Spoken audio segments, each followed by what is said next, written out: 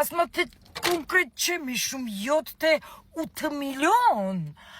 պարգևավճար եմ ստացել, կհաշվեմ ձեզ կոնկրետ թվերը, կասեմ ձեր հետ ամեն ինչ պարզ է։ Ձեր հետ ամեն ինչ պարզ է։ Հենց հիմա թոշակառուի համար փաստացի 24%-ով բանկից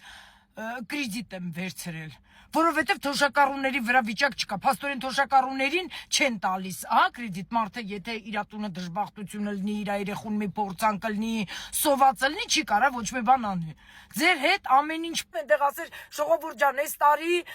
կոմունալները թանկացել է, եղանակը ցուրտ է, բենզին, գազի գները բարձրացել է, ուտելիքի գները բարձրացել է, մեղք են մեր թոշակառուները, լավ չեն կարողանում բարձրացնենք, բերեք այս ձմեռվա ամիսներին մարդը 20,000 դրամ տանք, թող յոլա գնան։ Իսկ դու գիտեք այս տարի ձմեռը քանի հոգի մարդ կար, որ մենակ կարտոլ խաշեց, թթու դրեց։ Եթե այսօր թոշակառուն չունենա